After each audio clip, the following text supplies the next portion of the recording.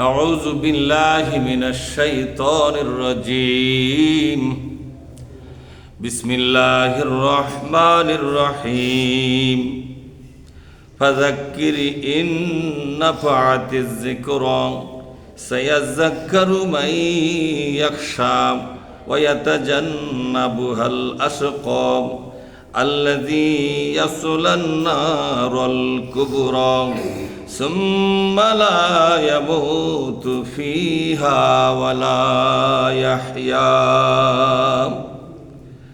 আমরা আল্লাহর দরবারে শুকরিয়া আদায় করি বলে আলহামদুলিল্লাহ। সালাত এবং সালাম বিশ্বনবীর প্রতি সাল্লাল্লাহু আলাইহি ওয়াসাল্লাম। আমি আপনাদের সামনে সূরা আল আ'লা থেকে কয়েকটি আয়াত আমি পড়ে শোনালাম। আসুন এখান থেকেই আমরা আমাদের মৌলিক আলোচনাটা জানবার এবং বুঝবার চেষ্টা করব। ওমা তৌফিকি ইল্লা বিল্লাহ। আল্লাহ পাক বলছেন ফাযাক্কির ইন নাফাতিজ যিকরা, হে রাসূল আপনি দুনিয়াবাসীর সামনে আল্লাহর কোরআন থেকে মানুষকে বুঝান, মানুষকে কোরআন থেকে বুঝান। আরেকটা আয়াত আল্লাহ বলছেন অন্য একটা সূরায় ফাযাক্কির বিল কোরআনি মান ইয়াখাফু ওয়াঈদ, আপনি সরাসরি কোরআন দিয়ে মানুষকে বুঝান। কি দিয়ে বুঝান? তাহলে এই কথাগুলো সাজেশন করেছে কে? এটা শুধু সাজেশন নয়, নির্দেশ। হে রাসূল আপনি মানুষকে কোরআন দিয়ে বুঝান, এই কোরআনের কথাগুলো তাদেরকেই বুঝান যারা আল্লাহ পাকের ভয় কলিজায় ধারণ করে। আল্লাহর ভয় কোনটা? আল্লাহর গজব হচ্ছে আল্লাহর ভয়, আল্লাহর অভিশাপ লানত হলো আল্লাহর ভয়। আল্লাহ যে একটা জেলখানা বানাছে, আগুনের জেলখানা, তার নাম কি? জাহান্নাম, দোজখ। এই জাহান্নাম থেকে মানুষকে আপনি ভয় দেখান এবং এই জাহান্নামকে যারা ভয় পায় তাদের কাছে আপনি কোরআন থেকে ওয়াজ করুন। তাহলে কোরআনের কথাই মানুষকে বুঝাতে হবে, এই হুকুমটা কে দিয়েছেন? আল্লাহ পাক দিয়েছেন। সুবহানাল্লাহ। আল্লাহ রাসূল বলছেন বাল্লিগু আন্নি ওয়ালাউ আয়াত, আমার পক্ষ থেকে তোমরা একটা আয়াতও যদি পারো মানুষকে বুঝাও। ওয়ালাউ আয়াতান মানে একটা আয়াত, একটা আয়াতও যদি বোঝানো সম্ভব হয় মানুষকে বুঝাও আমার পক্ষ থেকে। সুবহানাল্লাহ বলেন। বিষ্ণু বলছেন কার পক্ষ থেকে? অর্থাৎ এই কাজটা মূলত নবীর। সেই নবী রাসূল কি বলে গেছেন? আমার পক্ষ থেকে যদি সম্ভব হয় একটা আয়াত হলেও মানুষকে বুঝাও। তাহলে ঘুরে ফিরে কিন্তু এই কথাটাই আসতেছে যে কোরআন দিয়েই মানুষকে কি করতে হবে? বোঝাতে হবে। কোরআন বাদ দিয়ে ওই কারগুজারি শুনালে হবে না। আমাদের দেশে কারগুজারি শোনাই বেশি, কিচ্ছা কাহিনী ঘন্টার পর ঘন্টা বলতেছে, অথচ ওই 3 ঘন্টায় কিন্তু না হলো 30টা আয়াতের তাফসীর বা অর্থ ব্যাখ্যা বোঝানো সম্ভব হতো কিনা কম। আমাদের রুচির দুর্ভিক্ষ হয়ে গেছে, বুঝলেন? আমাদেরও রুচির দুর্ভিক্ষ চলতেছে। যে বক্তা বেশি কিচ্ছা বলে আমরা তাকেই ভাড়া করে নিয়ে আসি। কিচ্ছা বলে বলে মানুষকে কি করে দেয়? পাগল বানায় দেয়। এবং ওই বক্তাকে আবার সামনের বছরে দাওয়াত দিয়ে রাখে যে এই হুজুরি দরকার। তাহলে আমাদের রুচির দুর্ভিক্ষ কিনা জোরে কন। আপনারা যে কোরআনের প্রতি ঈমান আনছেন, সে কোরআন আপনার মধ্যে কি রুচি তৈরি করে দিয়েছে? আপনার মধ্যে কোন রুচি আছে? কোরআনটা একটা রুচি আপনাকে দিয়েছে। আমার কথা বুঝেছেন কি? কোরআন থেকে একটা রুচি তৈরি হয় না আপনার? এক একটা আয়াতের দাবি হচ্ছে কোরআনের রুচি। কিন্তু আপনি কোরআনের প্রতি ঈমান আনছেন, আপনার রুচি হলো কিচ্ছা শোনা, আপনার রুচি হলো কি? তাহলে আপনি অরুচিতে ভুগতেছেন। আপনার রুচির দুর্ভিক্ষ চলতেছে। আপনাকেই দায়িত্ব নিতে হবে যে আমি যে কোনো আলোচনা শুনবো। এমনকি মসজিদের সভাপতি আছে বসে, ওনার নির্দেশ দেওয়া উচিত ছিল ওনার ইমামকে যে আপনি প্রত্যেক শুক্রবারে কোরআন খুলে আয়াত তেলাওয়াত করবেন, তার তর্জমা করবেন, ব্যাখ্যা করে ফেলে করবেন, না করে ফেলে না করবেন। উনি অর্ডার দেননি। একজন সভাপতি কিয়ামতের ময়দানে মসজিদের ব্যাপারে আল্লাহর আদালতের কাঠগড়ায় দাঁড়াতে হবে। উনি জানেন না যে এই সভাপতি নিয়ে বিচার শুরু হবে কোথায়। যে আমার ঘর মসজিদের তুমি সভাপতি ছিলে, কি দায়িত্ব পালন করেছো, একটার পর একটা জবাব দিয়ে এখান থেকে চলে যাওয়া। সভাপতির প্রথম দায়িত্ব হলো ইমাম যত কথা বলে তা কোরআন থেকে বলে কি বলে না, এটা তাকে যাচাই বাছাই করতে হবে। যদি সমস্যা থাকে তাকে পদক্ষেপ নিয়ে সংশোধন করে দিতে হবে, সংশোধন না হলে বাদ দিতে হবে। কোন সভাপতি কোরআনের দায়িত্বভার নেয় না, মসজিদের দায়িত্বভার নেয়। কার দায়িত্বভার নেয়? মসজিদের নেয়, কোরআনের নেয় না। যদি নিত সভাপতিদের দ্বারা বাংলাদেশে কোরআনের একটা বড় খেদমত হতো, কথা ঠিক না? কিন্তু খেয়ালই করে না। আল্লাহ পাক বলছেন, ও নবী, আপনি যতদিন বেঁচে আছেন আমার কোরআন দিয়ে মানুষকে বুঝাবেন। কোরআনের বাইরে কোনো কারগুজারি শোনাবার দরকার, এ কোরআনে যা আছে তাই বলবেন, এর বাইরে কোনো কথা বলবেন না। ফাযাক্কির ইন নাফাআতিজ যিকরা। আল্লাহু আকবার। আপনি কোরআন দিয়া বুঝান, কোরআনের ভেতরকার উপদেশগুলো শোনান, কোরআনের ভেতরে শিক্ষাগুলো জানিয়ে দেন। কারণ কোরআনের শিক্ষা এটা আল্লাহর পক্ষ থেকে আসা শিক্ষা। আর যিনি কোরআন বুঝাবেন তিনি তো বিশ্বনবীর পক্ষ থেকে বুঝাচ্ছেন, তার নিজের পক্ষ থেকে নয়। কার পক্ষ থেকে? বিশ্বনবীর পক্ষ থেকে। আমি তো আপনাদেরকে কোরআন বুঝাচ্ছি, কার পক্ষ থেকে বুঝাচ্ছি? বিশ্বনবীর পক্ষ থেকে। আল্লাহ রসুল নিজেই বলেছেন, আন্নি, আমার পক্ষ থেকে। তার কাজটা আমি করতাম, তা আমি তো সর্বজনীন নয়, সব জায়গাতে যাওয়া পারবো না। যেখানে আমি পৌঁছতে পারবো না সেখানে দায়িত্বটা তোমরাই পালন করো। ওই দায়িত্বটা পালন করলে ওটা আমারই দায়িত্ব পালন করা হয়ে গেল। যেমন ধরেন জিবরিল আলাইহিস সালাম, তিনি কি বিশ্বনবী শিক্ষক ছিলেন না আল্লাহ পাক নিজেই ছিলেন শিক্ষক? জিবরিল আসলাম যদি বিশ্বনবীর শিক্ষক হয় তাহলে তিনি তার ছাত্র হচ্ছে, এতে মর্যাদা কার বেশি হয়, শিক্ষকের না ছাত্র? তো শিক্ষকের মর্যাদা বেশি হলে বিশ্বনবীর মর্যাদা ছোট হয়ে গেল। আসলে জিবরিল আলাইহিস সালাম যদিও তাকে শিক্ষা দিয়েছেন, কিন্তু এই শিক্ষাটা কোত্থেকে নিয়ে আসছেন? আল্লাহ পাক বলছেন, হে রাসূল, আমি তো আপনার শিক্ষক। সুবহানাল্লাহ বলেন। আল্লাহর ছাত্র এই পৃথিবীর সকল নবী রসুলগণ, সকল নবী রসুলগণ আল্লাহ পাক তার নিজের শিক্ষায় শিক্ষিত করে দিয়েছেন। সে মাধ্যম হিসাবে জিবরিল ফেরেশতার এই কণ্ঠকে ব্যবহার করেছেন মাত্র। কণ্ঠটা কার? জিবরিল আলাইহিস সালামের। কিন্তু মাউথপিস কার হাতে? আমি যদি এখানে একটা মাইক লাগাই ওয়াজ করতেছি, আপনার মাইকের সাউন্ড বক্স দেওয়া শুনতেছেন, ওই সাউন্ড বক্স আপনার ওয়াজ করতেছেন, আমি করতেছি। ব্যাপারটা তাই। জিবরিল আলাইহিস সালামের কণ্ঠকে ব্যবহার করেছেন আল্লাহ পাক, কিন্তু মূল শিক্ষাটা তার কাজটা কে করেছেন? আল্লাহ নিজেই করেছেন। ফাযাক্কির ইন নাফাআতিজ যিকরা।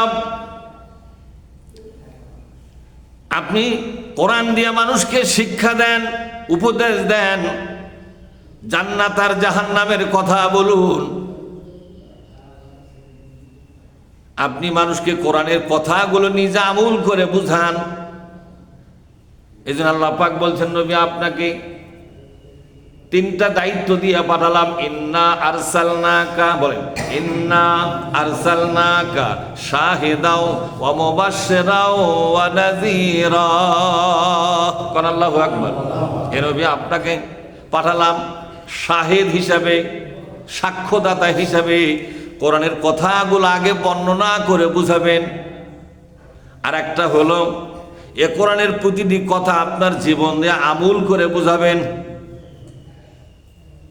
এটার নাম শাহেদ। এর নাম কি? এখন নবী এই কাজ করে গেছেন কি জাননি? তিনি কোরআনের কথা মানুষের সামনে বর্ণনা করেছেন, খুলে খুলে বলেছেন। আবার কোরআনের প্রত্যেকটা আয়াত তার জীবন দিয়ে তিনি বাস্তবায়ন করে দেখায় দিয়ে গেছেন। আল্লাহ কি বলেছেন? ওয়াকাযালিকা জাআলনাকুম উম্মাতাও ওয়াসাতাল লিতাকুনু শুহাদা আলান নাস ওয়া ইয়াকুনার রাসূলু আলাইকুম শাহীদা। আল্লাহু আকবার। ও নবীর উম্মতেরা, তোমাদের রাসূল আমাদের রসুলের নাম কি? মুহাম্মদ রাসূলুল্লাহ সাল্লাল্লাহু আলাইহি ওয়াসাল্লাম। তোমাদের রসুল যেভাবে শাহেদ হয়েছিল, দুনিয়াবাসীর সামনে যেভাবে ইসলামের ব্যাপারে সাক্ষ্য দান করেছেন, সাক্ষ্য হয় দুইভাবে। কোরআনের কথাগুলো খুলে খুলে বর্ণনা করা, এটা একটা সাক্ষ্য। সাক্ষ্যের দুই ধারা মিলে সাক্ষ্য, ক এবং খ। কোরআনের কথাগুলো খুলে খুলে সুন্দর করে উপস্থাপন করা। দুই নম্বর হচ্ছে এ কোরআনটা নিজে আমল করে মানুষকে বোঝানো। যেমন কোরআনের মধ্যে আছে নামাজের কথা, নবী নিজেই নামাজি ছিলেন, ঠিক না? কোরআনের মধ্যে আছে জাকাতের কথা, নবী নিজেই জাকাত দিয়েছেন, প্রমাণ করে দিয়েছেন এভাবে জাকাত দেওয়া লাগে।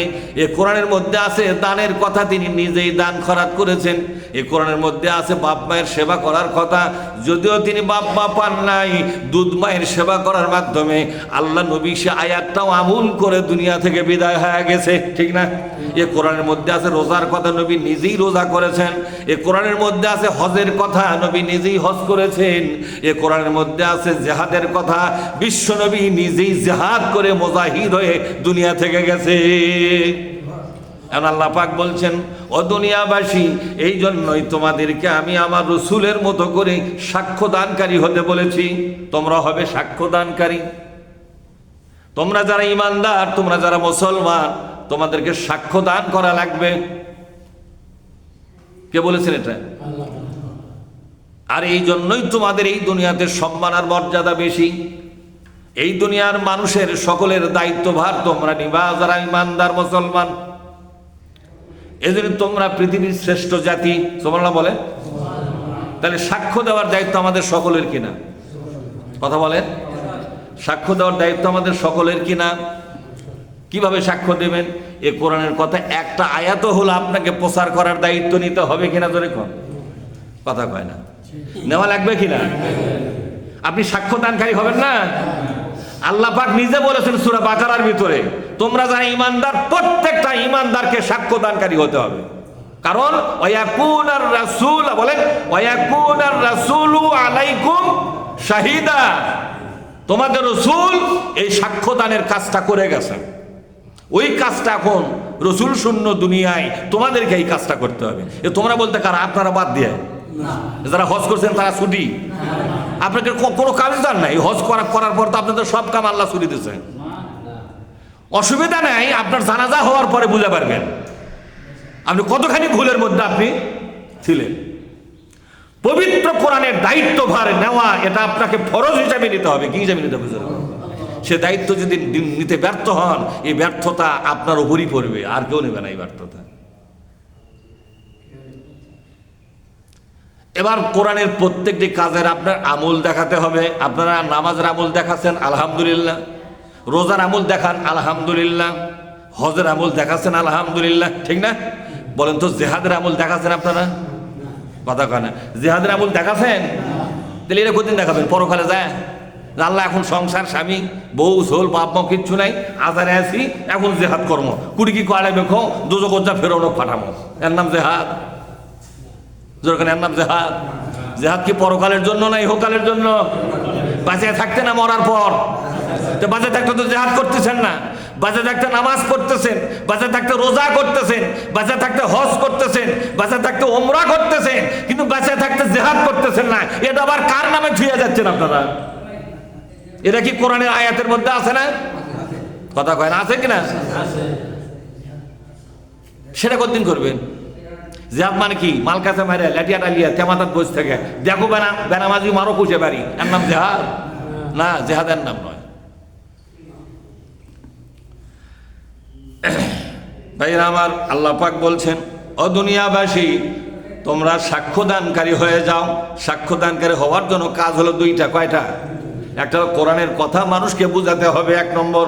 দুই নম্বর হলো এই কোরআনের প্রতিটি কথা আপনার আমলি জিন্দিগির মধ্যে ফুটে তুলতে হবে। একটা করবেন আর একটা ছেড়ে দেবেন, এরকম চলবে না। আর হাজিরা তো ধনী সম্প্রদায়, এদের দায়িত্বটা বেশি গরিবের চাইতে, ঠিক না? হাজিরা কি সম্প্রদায়? গরিব না ধনী? ধন না তাহলে হজ করছে? হজ করে মানে আপনি ধনী। ভিক্ষা করে হজ করা তো জায়েজ নাই। অনেক লোক বিখ্যাত নামে দা বা হজর জমা, এ ছায়া চিন্তা হজ করা, এটা কি? এটা হবে? তোমার নিজের ইনকাম থেকে যদি টাকা সঞ্চিত হয়, এটা যদি নিসাব পরিমাণ হয়, তাহলে হজ করতে হবে। ভিক্ষা করে হজ করবেন, এটা কি এই পাগলামি করতে পারছেন আপনি? সম্মানিত ভাইয়েরা, আপনার ধনী সম্প্রদায়, আপনাদের দায়িত্ব গরিবদের চাইতে বেশি, কথা ঠিক না? মানে এই সমাজটা আপনাদের অধীনে থাকে, ধনীদের অধীনে সমাজ থাকে না গরিবের অধীনে থাকে? আপনারা বলেন তো, একটা গ্রাম একটা সমাজ ধনীদের আন্ডারে থাকে না গরিবদের আন্ডারে থাকে? গরিবরা তো কামলা দিয়ে খায়, কামলার আন্ডারে গ্রাম চলে? ধনীর আন্ডারে চলে, আল্লাহ জানে এটা ধনীর আন্ডারে চলে। এই জন্য ধনীদেরকে বলছে কাবাতে আসো, কাফনের কাপড় পরো, কাবা শরীফের চতুর্দিকে ঘোরো এবং প্রতিজ্ঞা করে যাও, শপথ করে যাও, এই পৃথিবীতে আইন চলবে কার? যখন আইন চলবে কার? এই প্রতিজ্ঞা তোমরা করে দাও, এখানে যেন আর কোনো ব্যক্তি আইনের মধ্যে আইন ঢুকে দেয়, শিরক করতে না পারে।